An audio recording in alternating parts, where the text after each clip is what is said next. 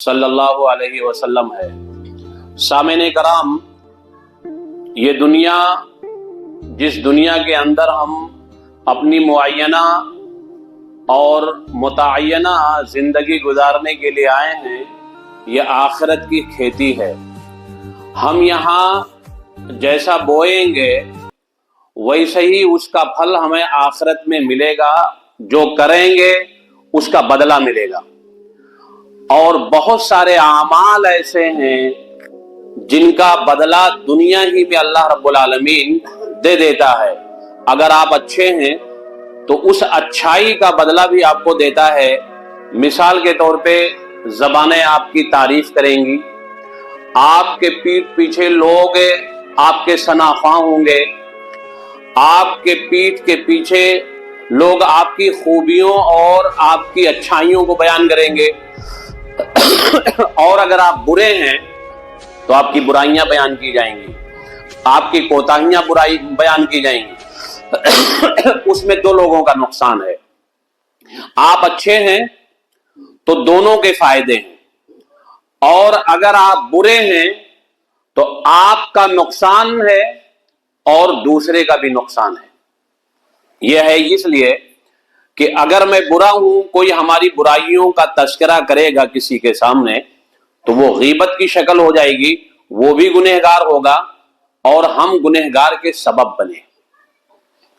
اس لیے انسان کو یہ سوچنا چاہیے کہ ہم سے اعمال جو ہمارے نجی ہیں کم ہوں، لیکن جو اوروں کے تعلق سے ہیں اس سے بچتے رہنا چاہیے انسان کو۔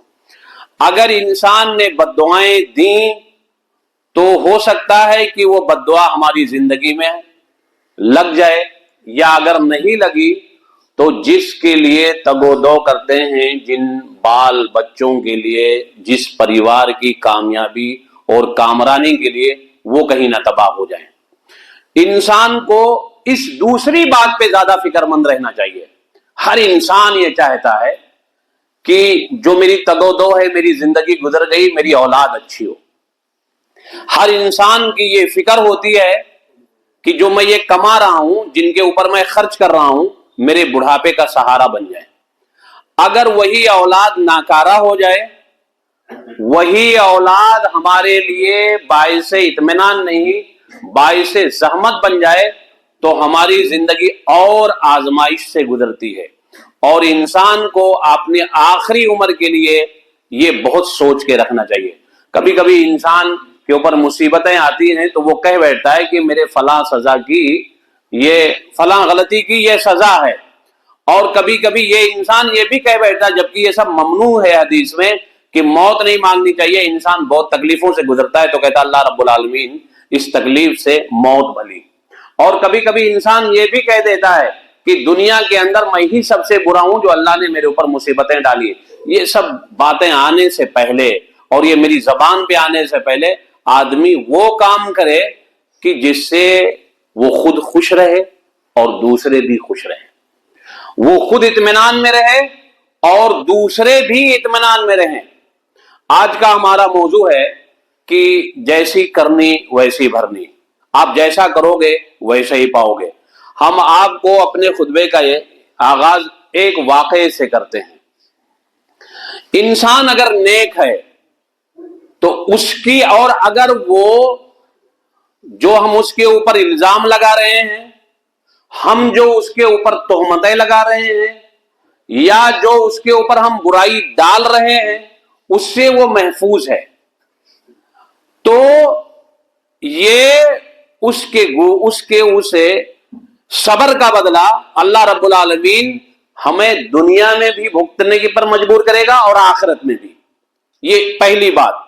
دوسری بات، اگر اس نے بد دعا دے دی اور واقعی ہم بد دعا کے لائق ہیں تو اس کی بد دعا ضرور قبول ہوگی، گرچہ وہ گنہگار ہی کیوں نہ ہو، گرچہ وہ کسی بھی رنگ و نسل اور کسی بھی مذہب کا ہو۔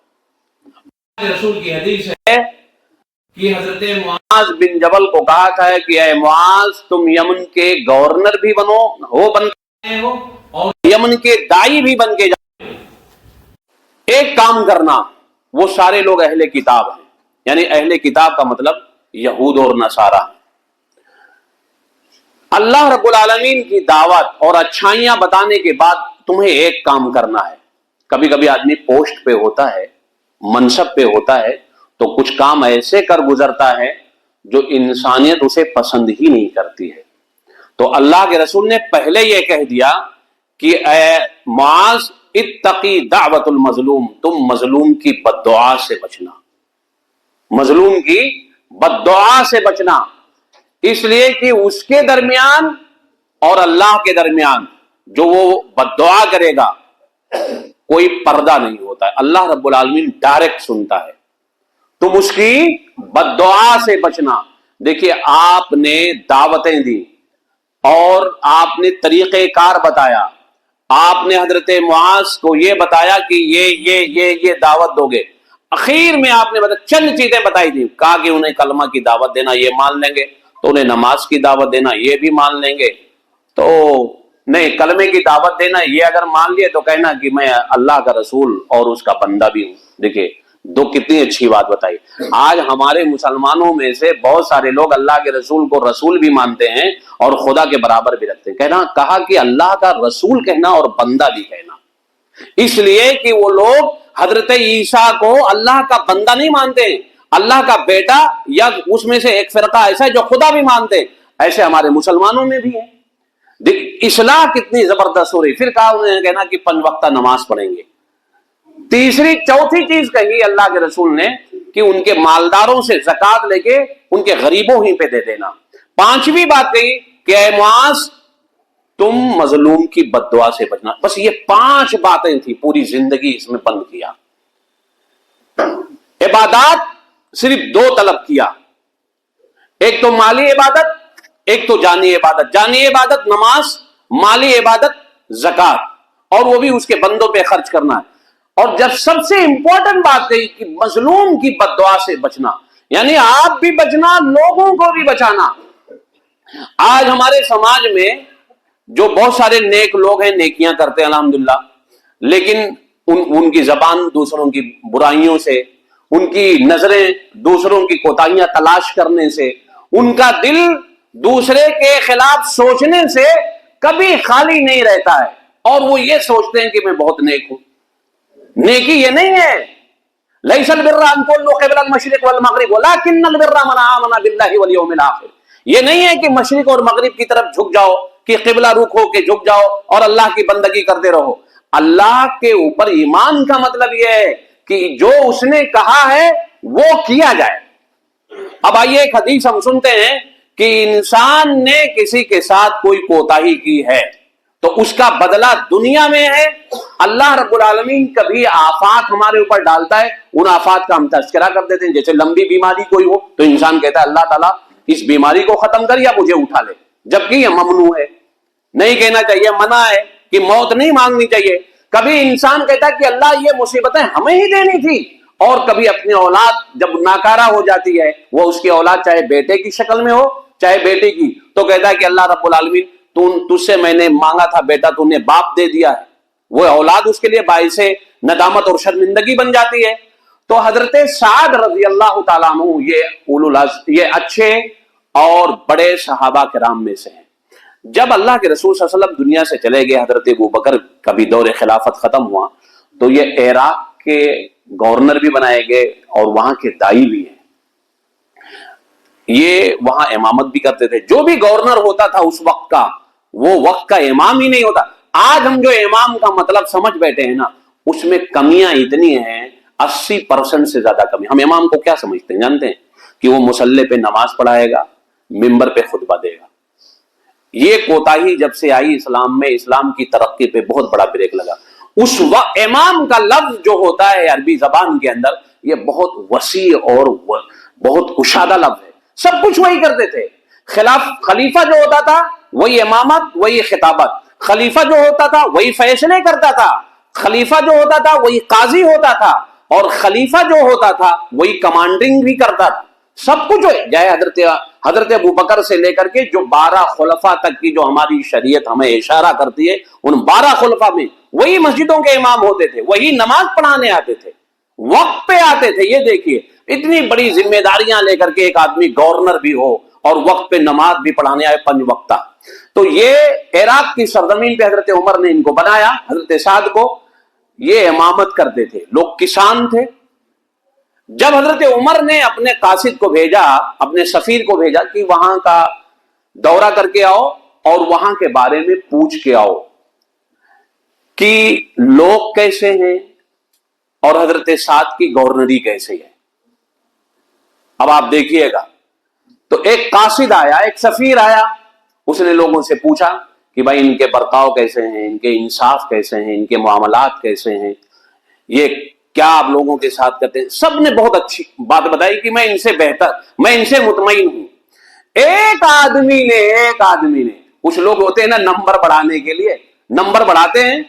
एक आदमी ने कहा कि नमाज लंबी पढ़ा देते मैं थक जाता हूं।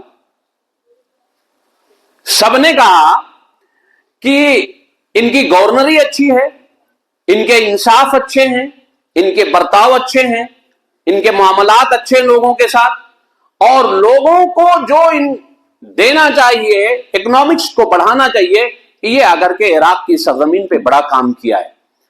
एक आदमी उठा, उसने कासिद से कहा कि हजरत उमर से ये कहना कि ये नमाज लंबी पढ़ा देते हैं। होते हैं कुछ लोग ना, असल में इमाम का मतलब आजकल ये है कि आप कहेंगे तो आपकी मुताबिक रुकू हमारी होगी, आप कहेंगे तो कयाम में आपके मुताबिक होगा, और आप कहेंगे तो सजदा आपके मुताबिक होगा।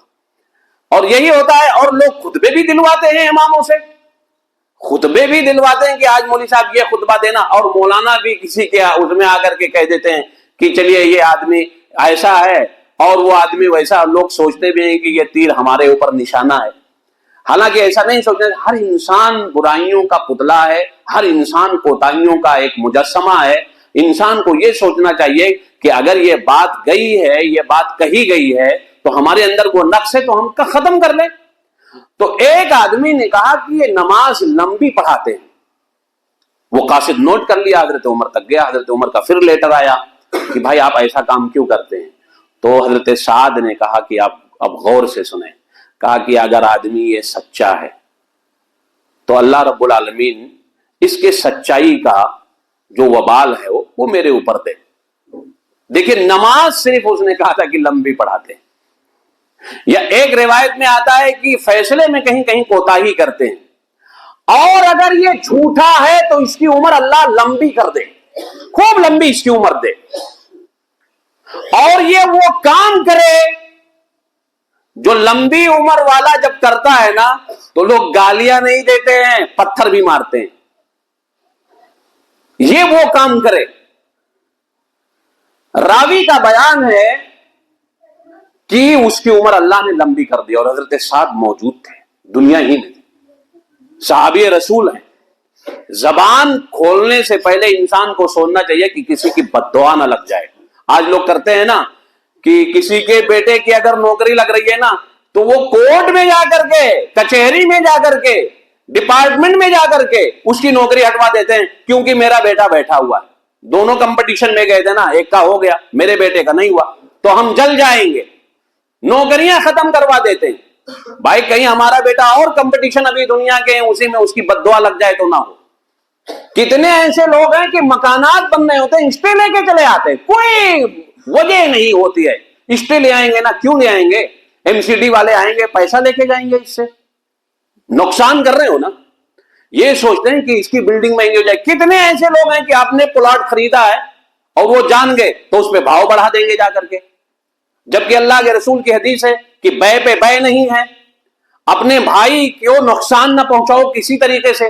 कोशिश तो हमारी ये चाहिए थी कि जो भाई प्लॉट ले रहा है 10 लाख का, हम 9.25 में दिलवाते, लेकिन हम उसे 12 का करके छोड़ के आए।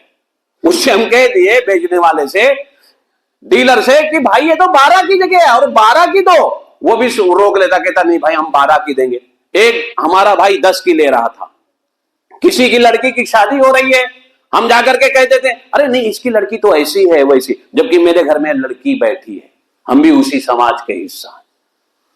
हमारे घर में बच्ची जवान बैठी है, किसी लड़के की शादी हो रही है, ये तो बेवड़ा है, ये तो चोर है, ये तो उचक्का है। भाई हमारी फिक्र नहीं, हमारे पास बेटा है, یہ ہمارا سماج ایسے ہی گزر رہا ہے، اور پھر بھی ہم دیندار ہیں، اللہ کا کرم ہے، ٹوپی سر سے نہیں اترتی ہے، تسبیحیں ہاتھوں سے چھوٹتی نہیں ہیں ہماری، اور ہمارے جبے اور کبے پہ کوئی اثر نہیں ہے۔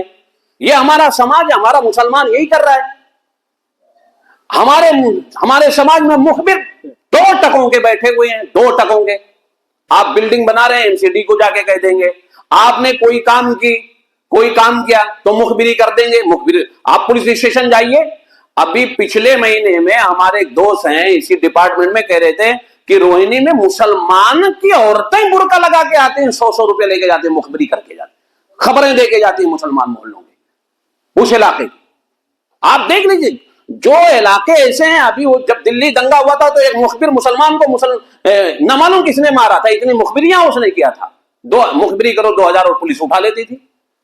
ہمارے مسلمانوں، یہ ہمارے مسلمانوں کا، پھر ہم کہتے ہیں اللہ کا عذاب ہمارے اوپر آ رہا ہے، دنیا تنگ کی جا رہی ہے، ہماری روزی جا رہی ہے، ہمارے اوپر مصیبتوں کا سایہ فگن ہے، ہم مصیبتیں خود خریدتے ہیں، کس کی بد دعا لگ جائے، ہم دعا لینا ہی نہیں چاہتے ہیں۔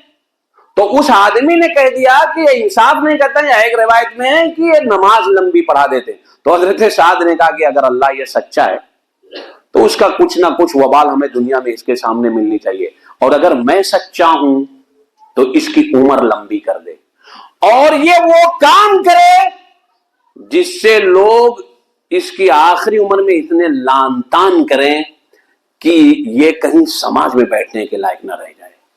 راوی کا بیان ہے کہ اس کی عمر لمبی ہو گئی، لمبی عمر جب ہو گئی تو عورتوں سے بھیڑ بھاڑ میں جاتا تھا، بازار میں وہ چھیڑ چھاڑ کرتا تھا، تو عورتیں کہتی تھی ارے بزرگ، بڑے بوڑھے، تجھے شرم نہیں ہے، ہاتھوں میں دم نہیں ہے، آنکھوں میں روشنی نہیں ہے، یہ کام کر رہا ہے، سمجھ گئے میری بات؟ پھر جوتے پڑتے تھے اس کے اوپر، تو جوتے جب اس کے اوپر پڑتے تھے تو وہ کہتا تھا کہ یہ سعد کی بد دعا میرے مولا میرے ساتھ لگ گئی۔ سعد نے بہت پہلے کہا تھا میں نے ان کے اوپر الزام لگایا تھا، اب قبول رہا ہے، وہ سمجھ رہے ہیں نا، اب قبول رہا ہے۔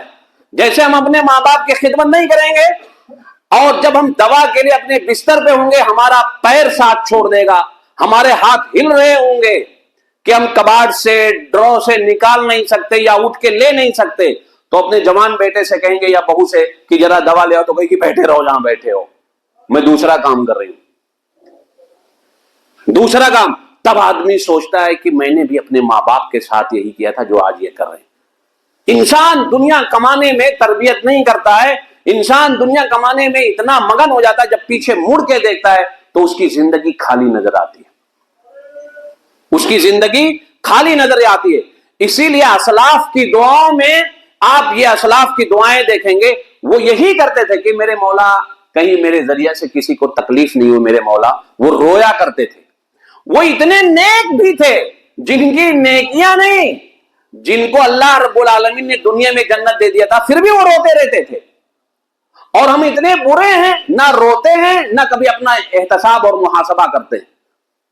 تو وہ آدمی کہہ رہا ہے کہ مجھے سعد کی بد دعا لگ گئی ہے، جو یہ کام آج میں کر رہا ہوں اور لوگ مجھے مار رہے ہیں۔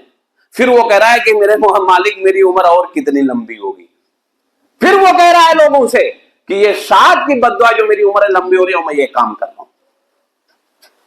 تو انسان کو سوچنا چاہیے کہ ہم کسی کو کوئی ایسی تکلیف تو نہیں دے رہے جس کا بدلہ ہمیں دنیا میں مل رہا ہے، لمبی عمر مل گئی ہمیں، اور ایک آدمی کہتے کبھی بہت سارے ایسے واقعات دنیا میں پڑھیں گے جو ظالم لوگوں نے جو دنیا کے اوپر ظلم کیا ہے، ان کی موتیں جب ہوئی ہیں تو انہوں نے کہا کہ موت ذرا ٹھہر، رک جا، جن کے اوپر میں نے ظلم کیا ہے یا جن کو تکلیف دیا ہے ان تک میں معافی مانگ لوں، ان سے میں معافی مانگ لوں۔ دوسری جنگ عظیم کی آگ اور لوگ تیز کرنے والا ہٹلر جب وہ سمندر کی ساحل پہ اپنے ہی اوزار سے اپنے آپ کو ہلاک کر رہا تھا تو اس کے جملے بھی پڑھو، اپنے ہی خود مرا تھا، وہ اپنے اوزار سے خود اس نے ہلاک کر لیا تھا۔ کتنے ایسے لوگ ہیں دنیا میں، دنیا کی ہسٹری ظالموں کی پڑھو گے، زہر کھا لیا تو کہیں جا کر کے خود مر گئے، کچھ لٹک گئے، خود لٹک گئے۔ یہ چونکہ وہ کام کرتے ہیں دنیا میں کہ انسان کو اللہ رب العالمین عبرت کی وہ موت دیتا ہے کہ دنیا والے دیکھیں۔ اس لیے اللہ کے رسول صلی اللہ علیہ وسلم کی حدیث ہے من زار زار اللہ بھی، جس نے کسی کو تکلیف دیا، کسی طرح کی کوئی تکلیف، اللہ اسے تکلیف دے گا۔ ترمذی کی صحیح روایت ہے۔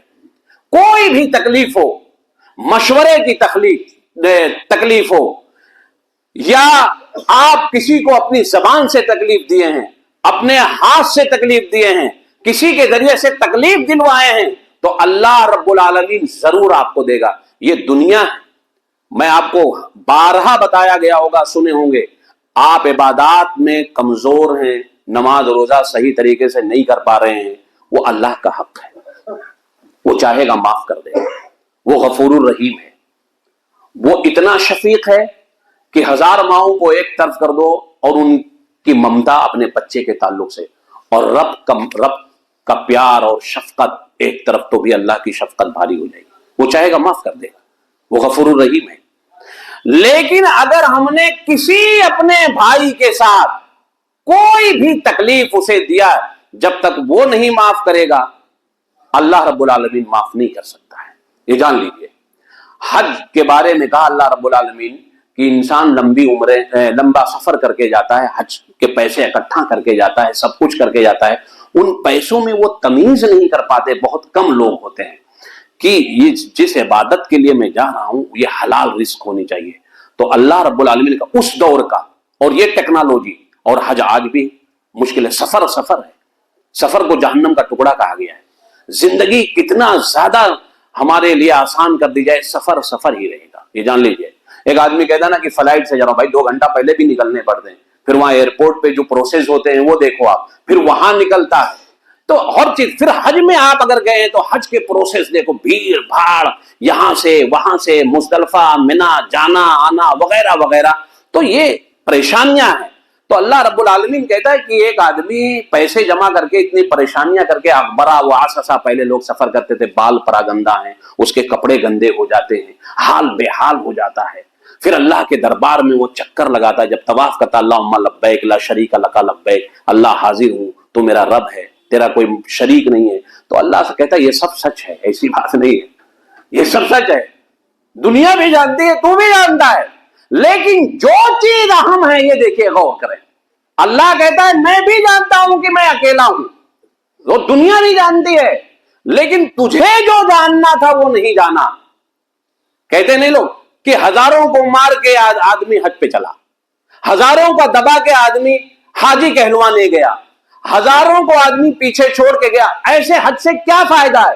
تو جیسی کرنی ویسی بھرنی۔ اللہ کہتا ہے کہ ولیکن، یہ سب سچ ہے، لیکن مطعمہ حرام ملبسہ حرام، جو ہم احرام ڈالتے ہیں، ملبس کہتا ہے کہ حرام کمائی سے تو نے اپنے اوپر ڈال رکھا ہے، اور جو یہاں ہم کھا اور پی رہے ہیں، مکہ میں جاتے ہیں جو کھانا پینا ہوتا ہے، مطعمہ حرام، اور جو پیتے ہیں مشربہ حرام۔ اللہ کہہ رہا تیرا کھانا پینا حرام، تیرے جسم کے اوپر جو پڑا ہوا لباس ہے وہ حرام، فَأَنَّا يُسْتَجَابُ إِلَيْكَ، تو ہم تیری دعا کیسے قبول کریں گے؟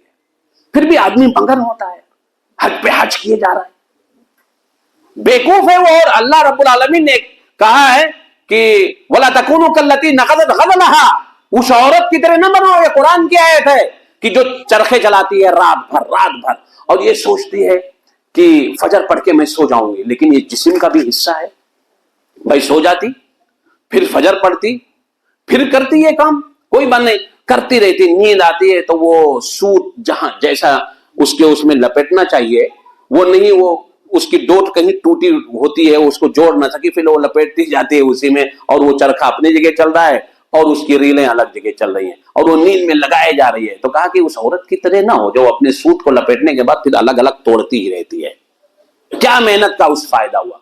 جبکہ اس کا ذاتی اپنا فائدہ ہے، اخروی کچھ نہیں ہے، اپنی روزی روٹی کے لیے۔ اللہ کہہ رہا ہے کیا فائدہ کر رہی ہے تو؟ وَلَا تَكُونُوا كَالَّتِي نَقَضَتْ غَزْلَهَا، کیا فائدہ ہے؟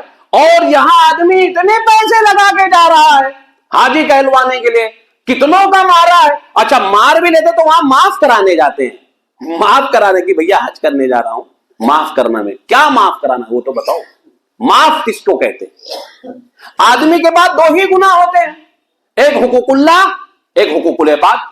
हुकूकुल इबाद अगर किसी को तकलीफ दिया है तो आप उससे कहें जबानी तकलीफ तो भाई गाली दिया था माफ कर दो, आपको मारा था माफ कर दो। अब एक और उसमें है एक तकलीफ, माल लिया था, 50 गज का उसका प्लाट था, 50 कर दिया, नहीं पिल्लर लगा दिया ना, पावर था, पुलिस थी, पैसे थे, उसके पास नहीं थे, वो पिल्लर पहले हटाओ, वो कहेगा पिल्लर हटाओ तब हज को जाओ, वरना आप वहां होंगे और मैं यहां हूंगा, वहां भी अल्लाह है और यहां भी मेरा मालिक है। मैं कहूंगा अपने रब से, मैं कहूंगा कि मेरे मालिक ये मेरा मार के गया, तू देख लेना, और वो देख लेता है।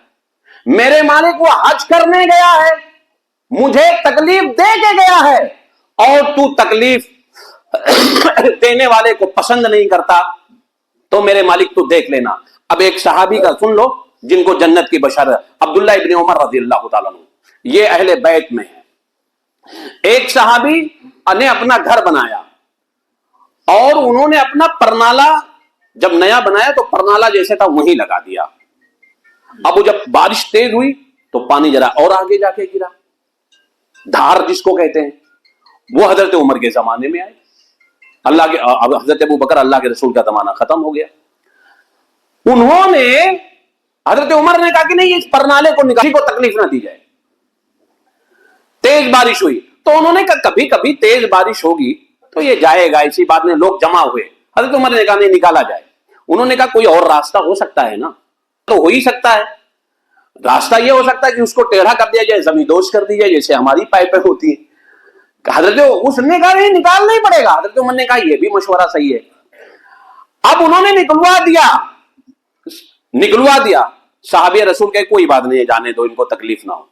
जिसने निकलवाया वो दूसरे दिन आया, कहा कि अल्लाह के रसूल के जमाने में, हजरत अबू बकर के जमाने में, यह परनाला ऐसे ही था। मुझे कहीं शैतान तो अपने भाई के ताल्लुक से नहीं बहकाया और झगड़े दिलवाने पे, और झगड़ा भी नहीं हुआ, फैसले हो गए, वो मान गए।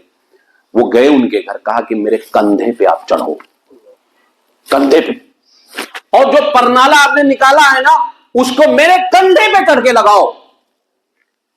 कहीं इतनी सी बात के लिए जो आपके दिल में तकलीफ हुई है, रसूल का फैसला और हजरत अबू बकर का था, और कहीं शैतान ने मेरे दिल में यह नहीं डाल दिया हो कि मैं आपको जलील करना चाहूं, अल्लाह कयामत के दिन मुझे कहीं जलील ना कर दे, परनाला वही लगाओ। वो थे हमारे असलाफ। और आज हम अगर गली पतली है और खिड़की हमारी खुल रही है और किसी के घर में बहू बेटियां हैं ना, तो हम खिड़की खोलेंगे, हम कहेंगे हमारी खिड़की भाई तो बंद कर ले, हमसे क्या मतलब है, यही तो कहेंगे। भाई अल्लाह रब्बुल आलमीन कहीं आपकी बेटी जाएगी तो और उससे कहीं पतली खिड़की ना दे दे। मुसलमान उसे कहते हैं, अल्लाह के रसूल की हदीस है, आखिरी हदीस सुने, मुसलमान किसे कहते हैं? मुसलमान की जो जाने और माने तारीफ की गई है, मुसलमान इसका मतलब नहीं है।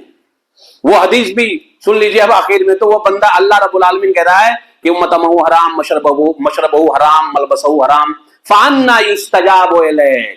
ऐ हाजी, हिंदुस्तान में आने वाला, तेरा सब कुछ हराम है, मैं तेरी दुआ कैसे कबूल करूं? जो हज में कबूल कहते हैं लोग ना, जाता है हज करने तो कोई कह देता है कि मेरे बेटा ने बेटा की दुआ करना, कोई कह देता है ये की दुआ करना, कोई कहता मैं बीमार हूं बीमारी। कोई ये नहीं कहता है कि हाजी साहब जो हज करने जा रहे हो ये हलाल भी है। दुआ की तो पूरा उसका ब्रीफकेस भर देते हैं, बाकायदा। तो लोग लिस्टें बनाते हैं कि भूल ना जाऊं कि मैं तुम्हारे लिए ये दुआ कर दूंगा, तुम्हारे लिए दुआ। वो लिस्ट नहीं बनाता है कि किस किस का मैं मारा हूं, माफ करा लूं। ये चूंकि हम शरीयत से अलग होकर के काम करें, समाज के साथ काम करें, कि समाज कहेगा कि ये करोड़पति है, इसने हज नहीं किया, ये करोड़पति है, इसने उमरा नहीं किया। समाज के दबाव में हम रब के मुकाबिल कुछ भी, रब की पसंद और शरीयत की पसंद से कोई काम नहीं करते।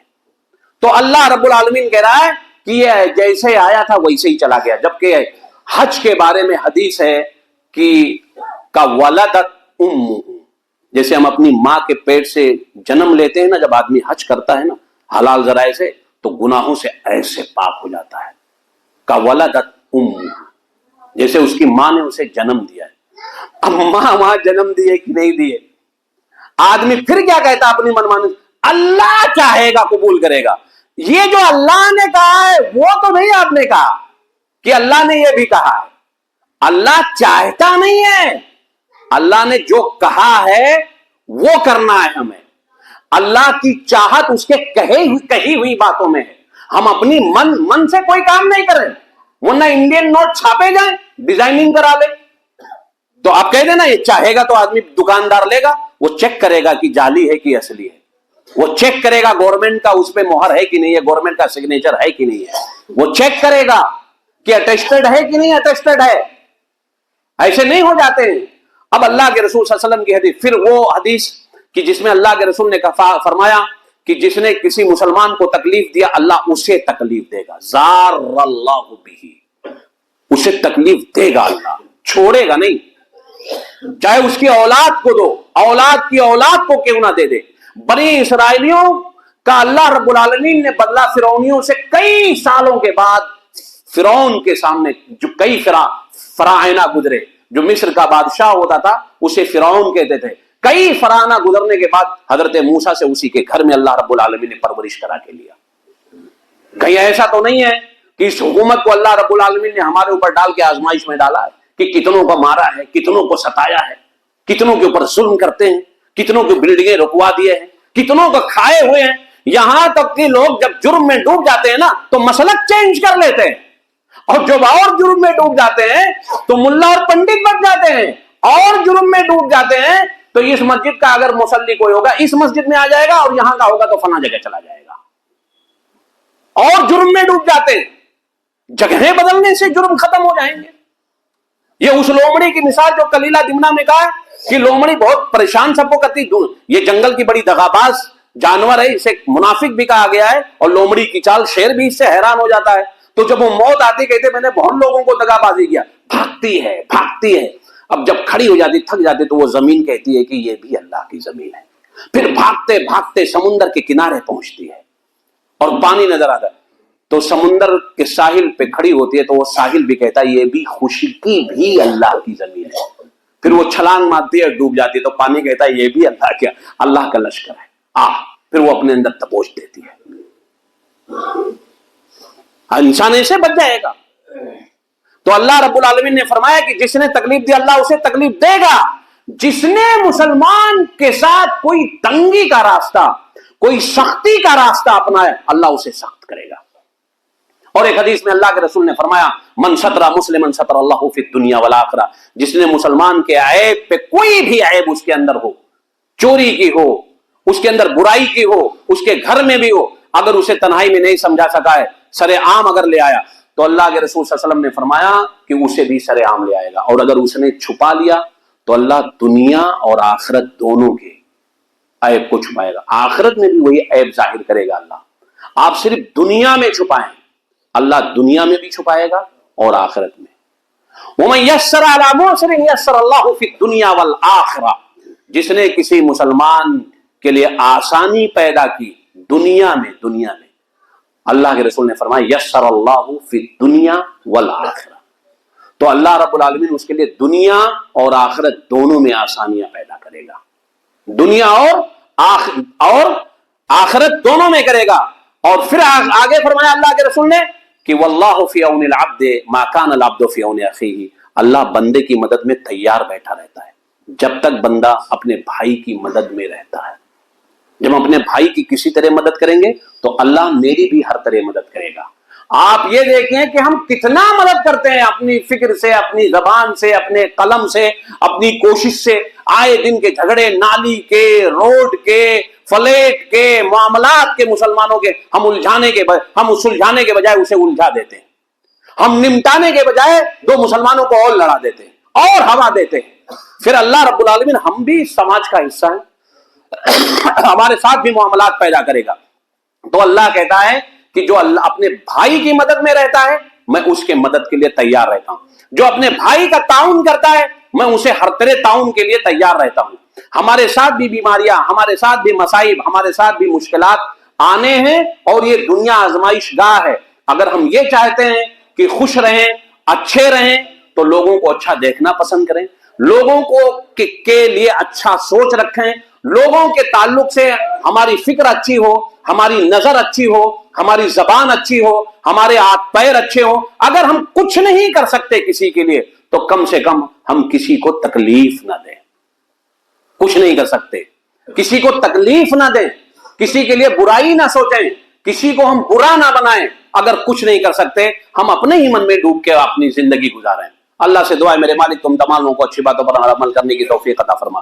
जब तक दुनिया में जिंदा रख, ईमान पे जिंदा रख, इस्लाम पे जिंदा रख। जब हमारा खात्मा हो तो ईमान पे हो, इस्लाम पे हो। आखिर दावाना अनिल हम्दुलिल्लाहि रब्बिल आलमीन।